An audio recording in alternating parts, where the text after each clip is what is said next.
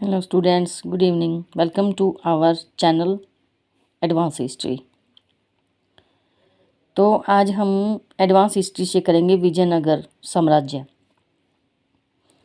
विजयनगर साम्राज्य जो 1336 ईस्वी में इसकी स्थापना हुई, 300 वर्षों तक राज्य किया इस शासन ने। और संगम वंश का नाम, इस विजयनगर साम्राज्य में जो संगम वंश का नाम है वो उसके पिता का नाम है जिन्होंने इस विजयनगर साम्राज्य की स्थापना की है। संगम एक व्यक्ति था जिसके 5 पुत्रों में से हरिहर और बुक्का ने विजयनगर साम्राज्य की स्थापना की थी। राजवंश संगम वंश, हरिहर प्रथम एवं बुक्का संस्थापक थे इसके, और शासनकाल था इनका 1336 से 1485 ईस्वी। नंबर 2 पर है सोलू वंश। नरसिम्ह सोलू 1485 से 1505। तुलु वंश, वीर नरसिम्ह 1505 से 1570 ईस्वी। अरविडु वंश तिरुमल ने इसकी स्थापना की थी और 1570 से 1650 ईस्वी तक इन्होंने शासन किया। तो ये 4 राजवंश थे विजयनगर साम्राज्य की राजनीतिक, प्रशासनिक या आर्थिक जो भी व्यथा थी उसको आगे बढ़ाने में। विजयनगर की राजधानियाँ थी अनेगोंडी, सबसे पहली राजधानी थी, और विजयनगर, वेनुगोंडा और चंद्रगिरी, ये अलग अलग राजधानियाँ थी जो इन्होंने अलग अलग अपने अपने शासनकाल में अपनाई थी। ठीक है। वर्तमान हम्पी में है विजयनगर, पुरानी राजधानी थी यह विजयनगर। संस्थापक हरिहर और बुक्का प्रथम है, 1336 से 1356 ईस्वी। और चरवाहे समुदाय से ये लोग थे जो इसके संस्थापक थे। हरिहर ये चरवाहे समुदाय से थे, बिलोंग करते थे। यादव जाति के वंशज थे। वीरा हरि इसका नाम था, हरिहर प्रथम का वीरा हरि नाम था। तुंगभद्रा नदी पर दक्षिण तट पर अनेगोंडी के सामने 2 नगर बसाए, विजयनगर और विद्यानगर। नंबर 1 पर विजयनगर और नंबर 2 पर विद्यानगर, इन 2 नगर बसाए थे तुंगभद्रा नदी पर। 1327 ईस्वी में इनके पिता को मोहम्मद बिन तुगलक ने बंदी बना लिया था और उन्होंने 1336 ईस्वी में विजयनगर साम्राज्य की स्थापना की। बुक्का प्रथम 1356 से 1377 ईस्वी, हरिहर का उत्तराधिकारी उसका भाई था ये बुक्का प्रथम, और जो 1346 ईस्वी से संयुक्त शासन के रूप में शासन कर रहा था। यानी संयुक्त दोनों भाई हरिहर और बुक्का दोनों इकट्ठे ही शासन कर रहे थे 1346 ईस्वी से ही। और 1352 ईस्वी में होयसल राज्य को जीतकर विजयनगर साम्राज्य में मिलाया गया। धार्मिक दृष्टि से इसमें हिंदू धर्म की सुरक्षा का दावा करते हुए वेद मार्ग प्रतिष्ठापक की उपाधि धारण करते हैं ये, परंतु अन्य धर्म जो जैन, बौद्ध, ईसाई और मुस्लिम आदि धर्म थे सभी को पूर्ण धार्मिक स्वतंत्रता प्रदान की इन्होंने। कुमार कंपन या कंपा मधुरा विजयम, इस प्रकार 1356 ईस्वी में मृत्यु हरिहर की, उन्होंने जो 2 समुद्रों का स्वामी बना ये हरिहर। और 1377 ईस्वी से 1404 ये जो धार्मिक दृष्टि का बिंदु था वो कुमार थे, यानी जो हरिहर और बुक्का प्रथम, कंपा मधुरा विजयम, इस प्रकार स्वतंत्रता प्रदान करते हैं। और 1377 से 1404 में महाराजा अधिराज की उपाधि धारण कर हरिहर द्वितीय 1377 ईस्वी में शासक बना, जो शिव के विरूपाक्ष का उपासक था, यानी ये शैव धर्म के उपासक थे। अन्य धर्मों के प्रति भी सहिष्णु थे ये। अफ्रीकी यात्री इब्न बतूता इनके काल में भारत आया था। जिस होयसल का जिक्र हुआ था वो हरिहर बुक्का होयसल राजा वीर बल्लाल तृतीय के यहाँ नौकर थे। जो हरिहर और बुक्का थे, होयसल राजा जो था वीर बल्लाल तृतीय के यहाँ ये नौकर थे, और फिर इन्होंने आज़ाद होकर इस विजयनगर साम्राज्य की स्थापना की। संत माधव विद्यारण्य और उनके विख्यात अनुज उनसे छोटे वेदों के टीकाकरण सायणाचार्य ने से प्रेरणा और सहायता मिली थी इनको इस विजयनगर साम्राज्य की स्थापना करने में। विजयनगर की स्थापना करने में इनका योगदान मिला था। ओके। और हरिहर ने उत्तराधिकार महाराजाधिराज की उपाधि धारण करते हैं। और हरिहर द्वितीय जो बुक्का का पुत्र था, हरिहर द्वितीय जो बुक्का का पुत्र था, दक्षिण भारत के माध्यम से बुक्का के अभियान को जारी रखता है। बुक्का की ओर से दक्षिण भारत का जो अभियान था वो जारी रखता है, और नेल्लोर और कलिंग के बीच तटीय आंध्र पर नियंत्रण, दक्षिण के प्रायद्वीपीय के बीच के क्षेत्र को जीत लेता है। यानी जो नेल्लोर और कलिंग के बीच तटीय आंध्र राज्य था उनको अपने अंदर कर लेते हैं, प्रायद्वीपीय क्षेत्र को। और गोवा, चोल व दायोल जैसे बंदरगाह जीते इन्होंने। हरिहर द्वितीय ने, बुक्का के पुत्र ने, दक्षिण में तिरुचिन्नपल्ली तक पहुंचा दी सीमा अपने राज्य की। कनारा, मैसूर, तिरुचिन्नपल्ली, कांची पर विजय प्राप्त की इन्होंने। बहमनी सुल्तानों के कई आक्रमणों को विफल बनाया। पश्चिम के बहमनी राज्य से बेलगांव व गोवा छीन लिया। जो पश्चिम में थे बहमनी राज्य से, उनसे बेलगांव और गोवा छीन लिया। हरिहर द्वितीय ने श्रीलंका के राजा से भी कर वसूल किया। तो कई बार प्रश्न आ जाता है जैसे भी श्रीलंका के राजा से किसने कर वसूला था, तो हरिहर द्वितीय ने कर वसूल किया था उससे। 1404 ईस्वी में हरिहर द्वितीय की मृत्यु हो गई, और अपनी विद्वता व विद्वानों को संरक्षण देने के लिए राजव्यास या राज वाल्मीकि कहा गया था उसे। विद्वानों को संरक्षण दिया था उसने, और जिसके कारण लोगों ने उसे राजव्यास और राज वाल्मीकि जैसी उपाधियां दी। तो एक बार जरा इस पर नज़र मार लेते हैं हम कि कौन कौन से शासक विजयनगर साम्राज्य में आए। हरिहर प्रथम आया है 1336 से 1353 ईस्वी तक। बुक्का प्रथम आया है 1353 से 1377 ईस्वी। हरिहर द्वितीय आए हैं 1377 से 1404। देवराय प्रथम आए हैं 1404 से 1422। देवराय द्वितीय आए हैं। इनके बीच में एक शासक आया था वीर विजय, जो कुछ समय के लिए ही रहा। और देवराय द्वितीय आए थे। इसके बाद 1422 से 1446 मल्लिकार्जुन या प्रौढ़ देवराय, ये दोनों एक ही नाम है, और 1446 से 1466 ईस्वी तक ये रहे। विरूपाक्ष द्वितीय 1465 से 1485 ईस्वी।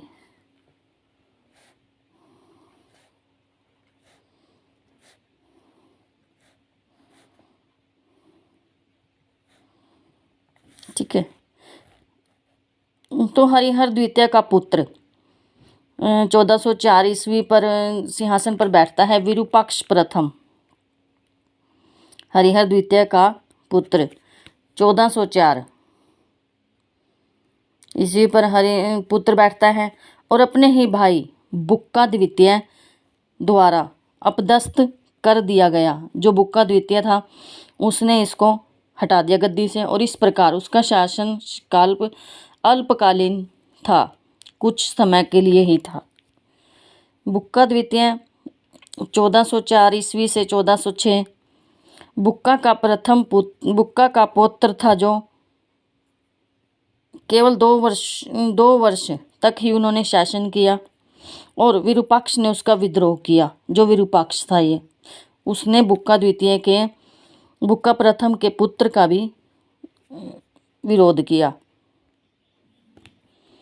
तो वास्तविक अधिकारी देवराय प्रथम 1406 से 1422 ईस्वी तक।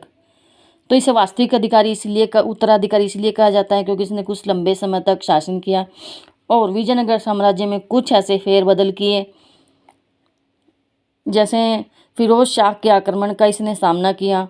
गद्दी पर बैठते ही फिरोज शाह का आक्रमण का इसने सामना किया। और जो बहमनी सुल्तान था, फिरोज शाह कौन था? बहमनी सुल्तान था, जिसमें देवराय प्रथम पराजित हुआ। वह पराजित होने के बाद अपनी पुत्री का विवाह फिरोज शाह के साथ कर दिया। यानी फिरोज शाह के साथ देवराय प्रथम ने अपनी पुत्री का विवाह किया था। इस विवाह में दहेज में देवराय ने बोकापुर का क्षेत्र फिरोज को दे दिया, दहेज के रूप में बोकापुर। राज्य में सिंचाई के लिए तुंगभद्रा नदी पर बांध बनवाया इसने, देवराय प्रथम ने नहरें निकलवाई। इटली यात्री निकोलो कॉन्टी 1420 ईस्वी में देवराय प्रथम के दरबार में आकर विजयनगर की यात्रा करता है और 1422 ईस्वी में इनकी मृत्यु हो जाती है। दरबार में तेलुगु कवि श्रीनाथ और हरविलास व अन्य ग्रंथों की रचना की। विजयनगर दक्षिण भारत में विद्या का केंद्र बन गया था। विजयनगर जो था। देवराय द्वितीय 1422 से 1446 ईस्वी। देवराय प्रथम का पुत्र रामचंद्र 1422 ईस्वी में सिंहासन पर बैठता है, परंतु कुछ महीने बाद ही उसकी मृत्यु हो जाती है रामचंद्र की। तो रामचंद्र के बाद उसका भाई वीर विजय गद्दी पर बैठा, लेकिन उसका शासनकाल भी अल्पकालीन था। तो अगला शासक वीर विजय का पुत्र देवराय द्वितीय 1422 से 1446 ईस्वी में संगम वंश के महान शासकों में गिना जाता है जिन्हें, और इमादी देवराय भी इन्हें कहा गया। आंध्र प्रदेश में कोडुबिंदु नदी तक विजयनगर की उत्तरी और पूर्वी सीमा को बढ़ाया इन्होंने, विजयनगर देवराय द्वितीय ने। तो उड़ीसा व आंध्र के गजपति शासकों को पराजित किया इन्होंने और अपनी सेना में तुर्क धनुर्धारियों को भर्ती किया। यानी तुर्की धनुर्धारियों को इन्होंने अपनी सेना में भर्ती किया। श्रीनाथ तेलुगु कवि कुछ समय तक उनके दरबार में रहा, जो श्रीनाथ था तेलुगु का महान कवि। खुरासान फारस के शासक शाहरुख का राजदूत अब्दुल रज्जाक, शाहरुख का जो खुरासान से आया, और अब्दुल रज्जाक देवराय द्वितीय के काल में विजयनगर आया था और फरिश्ता के अनुसार उसने करीब 2000 मुसलमानों को अपनी सेना में भर्ती किया और उन्हें जागीरें प्रदान की। देवराय द्वितीय ने मस्जिद निर्माण की उसने स्वतंत्रता दी, देवराय द्वितीय ने। और सिंहासनारोपण के समय कुरान रखा था। एक अभिलेख में गज बैठकर यानी हाथियों का शिकारी उनको कहा जाता था, देवराय द्वितीय को। पौराणिक आख्यानों में इंद्र का अवतार बताया जाता है, यानी पौराणिक जो ग्रंथ हैं उनमें देवराय द्वितीय को इंद्र का अवतार बताया गया है। 1446 ईस्वी में उनकी मृत्यु हो गई। संस्कृत ग्रंथ महानाटक, सुधा निधि एवं ब्रह्मसूत्र पर एक भाष्य लिखा उन्होंने। वाणिज्य को नियंत्रित और नियमित करने के लिए लकन्ना या लक्ष्मण, जो उसका दाहिना हाथ था, लकन्ना और लक्ष्मण को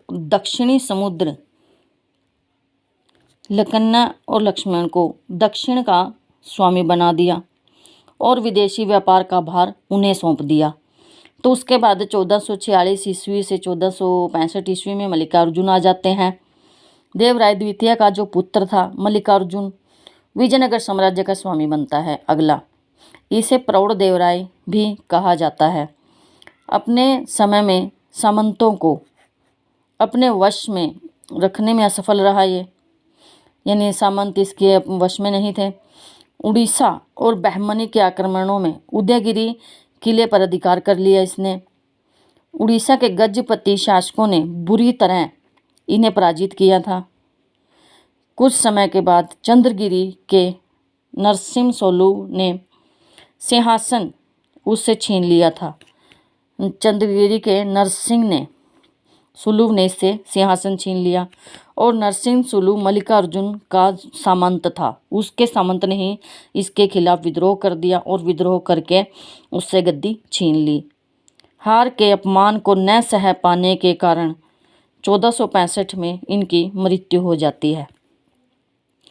चीनी यात्री माहुआन ने इनके समय में यात्रा की थी, यानी माहुआन कब आया था? मल्लिकार्जुन के समय चीनी यात्री।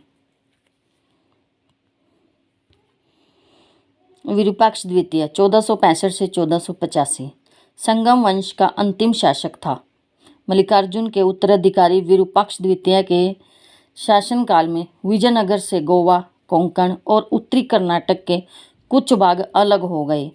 जब विजयनगर राज्य टूट रहा था तब चंद्रगिरी के गवर्नर पद पर नियुक्त सोलूव नरसिंह ने विजयनगर की रक्षा की और 1485 में विरूपाक्ष की हत्या उसके पुत्र ने कर दी।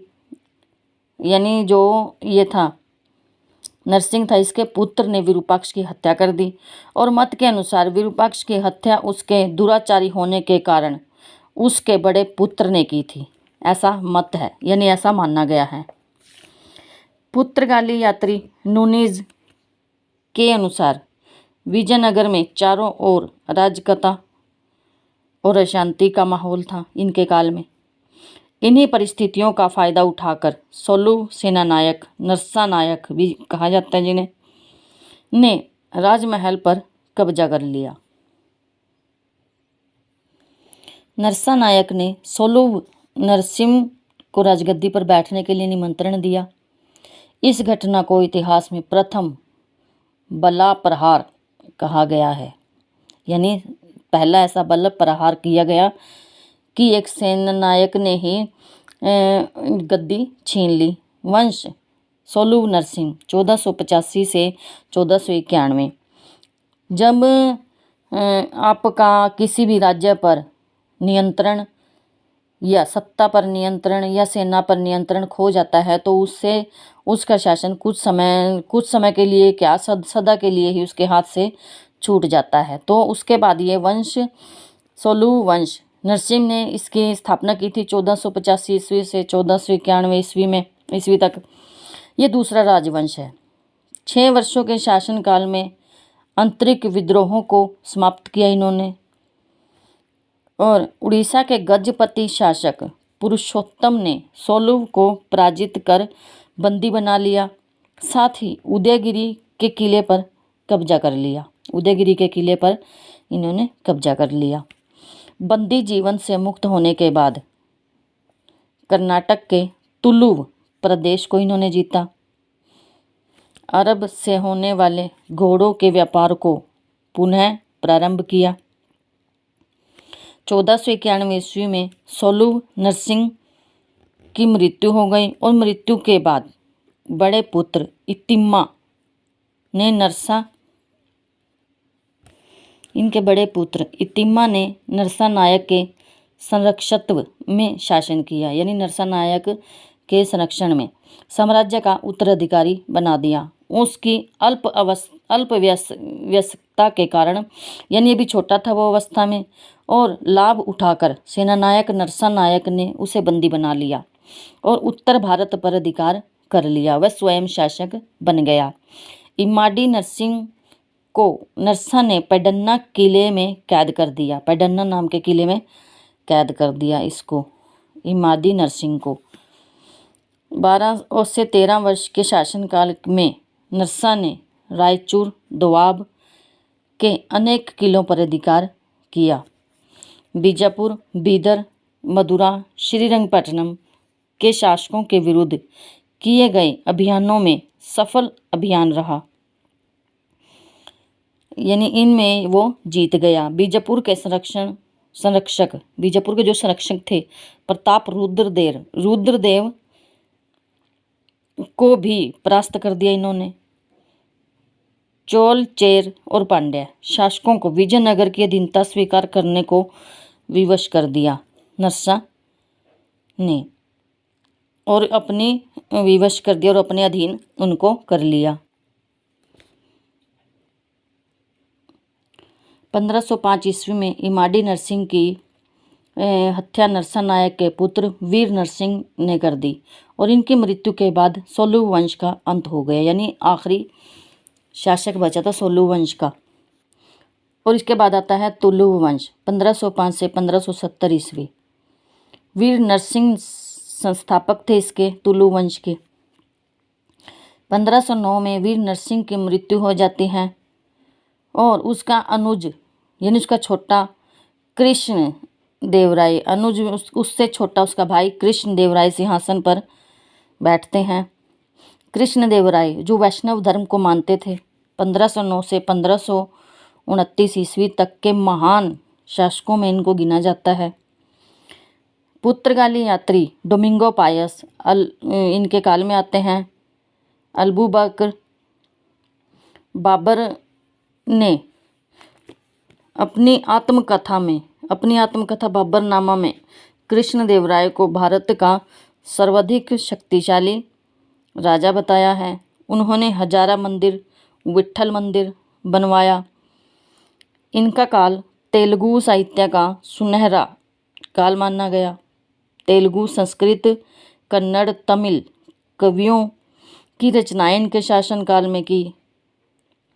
खत मिला था इनको एक, और खत तेनाली रामा था जो आपने कभी विजयनगर साम्राज्य में कृष्ण देवराय की वो सुनी हो कथा,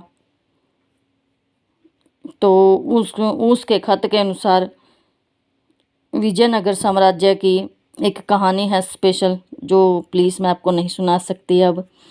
तो इसमें विजयनगर कृष्ण देवराय जो हैं वो एक महान राजा थे और उनके एक खत के कारण वे अपना राजपाट छोड़कर चले जाते हैं और इस प्रकार उनके कष्टों का उसमें खत में विवरण मिला। और ये एक महान विद्या प्रेमी होने के कारण आंध्र भोज व अभिनव भोज की उपाधियां प्रदान की इनको। 8 महान विद्वान उनके थे। अलसानी पेदन्ना, स्वरोचित, संभव, मनु चरित्र, हरि कथासार इन्होंने लिखा है, यानी इनकी रचना की है। नंदी तिम्मन, परिजात हरण इनकी रचना है। नंदी तिम्मन विद्वान है। भट्टमूर्ति, नरसंभूपाल्यम और धुरजटी, कालहस्ती महात्म्य। मोंदेगिरी मल्लन ने राजशेखर चरित लिखा है। अच्युत राजू रामचंद्र सफल कथासार और संग्रह रामभ्युदयम इनकी रचना है। पिंगली सूरन राघव पांड्य की रचना है, इनकी रचना है राघव पांड्य। और कृष्णदेव राय संस्कृत में जामवती कल्याणम की इन्होंने रचना की। 1513 ईस्वी में उसने उड़ीसा के राजा गजपति प्रताप रुद्रदेव को पराजित किया। 1514 में उसने उदयगिरी का किला हस्तगत किया। उड़ीसा पर विजय के बाद बीजापुर पर आक्रमण किया और 1520 ईस्वी में उसे हराया। हिंद महासागर में स्थित द्वीप पर भी उसका प्रभुत्व था। अल्बुकर्क को भटकल में किला बनाने की अनुमति इन्होंने दी। अमुक्तमाल्यद की रचना तेलुगु में कृष्णदेव राय ने की। अच्युत देव राय जो कृष्णदेवराय के छोटे भाई थे। 1529 से 1542। कृष्णदेवराय ने 1529 ईस्वी में अपनी मृत्यु से पूर्व ही अच्युत देवराय को अपना उत्तराधिकारी बनाया था, यानी अपनी मृत्यु से पहले ही अपना उत्तराधिकारी उसको चुन लिया। नाम मात्र शासन करते थे अरविडू वंशीय सदाशिवराव, जो एक नाम मात्र का शासक था, और वो अच्युत देवराय के काल में फरनाओ नूनीज एक पुर्तगाली यात्री इतिहासकार घोड़े के व्यापारी थे और 3 वर्ष विजयनगर में रहे। फरनाउज नूनीज कन्नड़ कवि चतुर विठलनाथ, कन्नड़ के कवि थे चतुर विठलनाथ। संगीतकार थे पुरंदरदास, कर्नाटक संगीत में के पिता माने जाते हैं पुरंदरदास। और संस्कृत राजनाथ डिंडिमा को डिंडिंगमा द्वितीय को संरक्षण दिया इन्होंने। अब आते हैं अच्युत देव, ये सदाशिवराव, ये कृष्णदेवराय के दामाद आलिया राम राय के शासन के तहत एक बच्चे के रूप में अंततः राजा बन जाते हैं। एक बच्चे के रूप में सदाशिवराय। तालीकोटा का युद्ध हुआ, राक्षसी तांगड़ी का युद्ध जिसे कहा जाता है 23 जनवरी 1565 में हुआ था। ये इनके काल में, सदाशिवराय के काल में। जो भतीजा है देवराय का, कृष्ण देवराय का ये भतीजा है, भतीजा भी। और 23 जनवरी 1564 ईस्वी में अहमदनगर बीजापुर गोलकुंडा बीदर ने, अहमदनगर बीजापुर और गोलकुंडा और बीदर ने तालीकोटा के युद्ध में विजयनगर की सेना बुरी तरह हार गई और जिसके बाद विजयनगर का पतन हो गया। अरविडू वंश 1570 से 1649 ईस्वी कर्नाट राजवंश के थे। ये कर्नाट राजवंश से थे। 1570 से 1650 ईस्वी में तिरुमल ने सदाशिवराव को अपदस्थ कर दिया, यानी अब सदाशिवराव को कौन हटा रहा है? तिरुमल। पेन्नेगोंडा राजधानी थी इनकी। यह चौथा वंश था इसका, मतलब विजयनगर साम्राज्य का चौथा वंश है ये। तिरुमल का उत्तराधिकारी रंग द्वितीय था। जो तिरुमल था उसका उत्तराधिकारी कौन था? रंग द्वितीय था। रंग द्वितीय के बाद उसका भाई वैकेंट द्वितीय सिंहासन पर करता है और जिसके काल में कोई ऐसी खास मतलब कोई ऐसा खास कार्य नहीं होता कि जो इतिहास पर इफेक्ट करे। मैसूर राज्य की स्थापना 1612 ईस्वी में वाडियार ने की थी। मैसूर राज्य को वाडियार ने बनाया था 1612 ईस्वी में। इस वंश का अंतिम स्वतंत्र शासक रंग तृतीय था और श्रीरंगपट्टनम, बैदनूर, मदुरा, तंजौर आदि अधीनस्थ नायकों यानी सामंतों ने स्वयं को स्वतंत्र कर लिया और विजयनगर साम्राज्य का अंत हो गया। आई होप ये वीडियो आपको बहुत हेल्पफुल हो। अगर आपको ये वीडियो कुछ हेल्पफुल लगी हो तो please like, share and subscribe. Thanks for watching.